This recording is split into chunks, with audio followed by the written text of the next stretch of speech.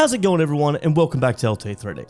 I recently got my hands on the WonderMaker ZR 4-color 3D printer, which was successfully funded on Kickstarter earlier this year. It's very similar to the FlashForge 85X, which I've also taken a look at on this channel, and you can find the videos in this corner, I think, or this one. I always forget which one. Pretty sure it's that one. In today's video, I'm pretty much just going to go over my first impressions, essentially my first 24 hours with the printer, and briefly touch on print quality, as I will have a dedicated video coming out in the near future. If you enjoyed the video, don't forget to like, subscribe. Without further ado, let's get into it. First thing, the ZR is a unit. It is over 20 kilos and significantly bigger than something like the FlashForge 85X, which I've been filming on for the past couple months. I would highly recommend a 2-man lift.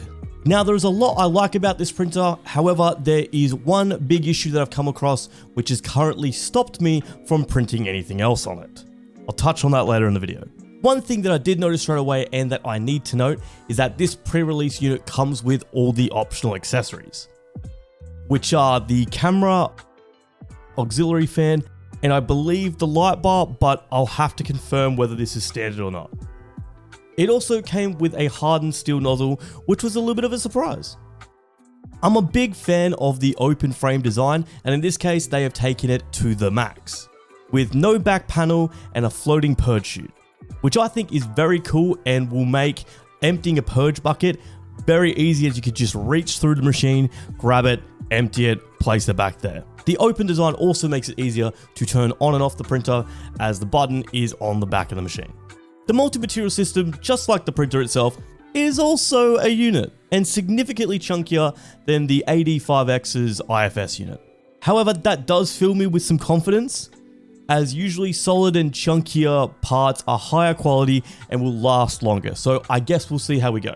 The ZR also comes with a filament separator, which the filament runs into before going into the multi-material system, which is very interesting. I'm not sure the purpose of it, but it is a very interesting thing to know.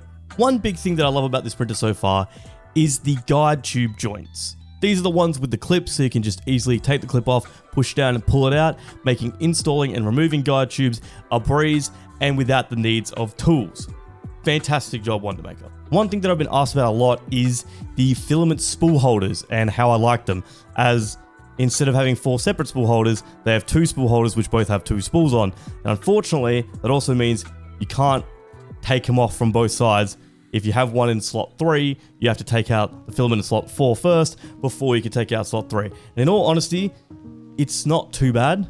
I know you'd probably think it's quite bad, but if you just take that first spool off, hold it, you can just easily take the other one out. So just unload, spool 3 first, pull off spool 4, slide it off, put your new one in, slide spool 4 back on, and feed in your new spool 3. So it's not too bad, a little bit finicky, but not as bad as I think people were expecting it to be.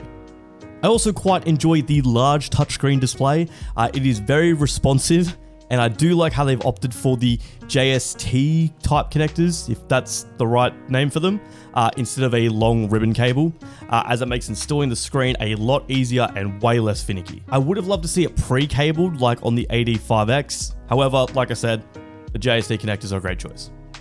The interface is also very clear, and I love how they have a dedicated add-on section, which allows you to enable add-ons like the auxiliary fan and the camera if you purchase them.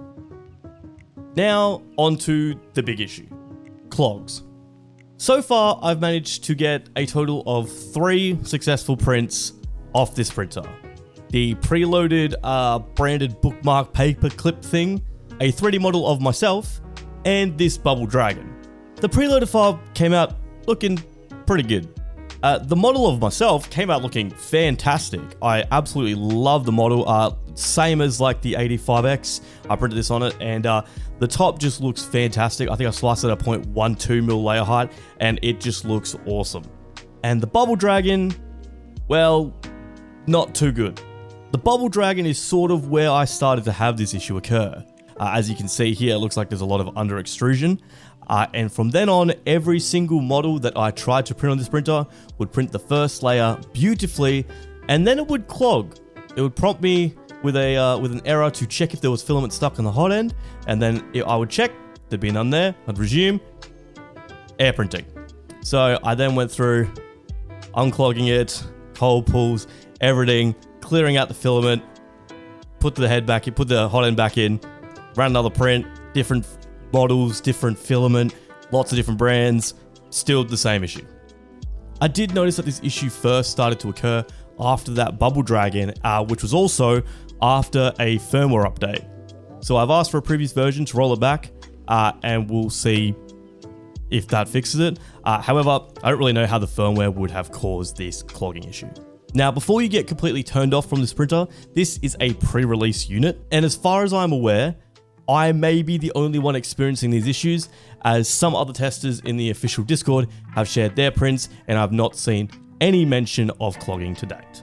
That's all for this video, guys. If you enjoyed, definitely like, subscribe. Let me know your thoughts in the comments down below. I will put out a follow-up video once I have it sorted and more prints. I would like to get around to the rest of my videos, which is the print quality video plus the full review. So stay tuned for that. And as always, happy printing.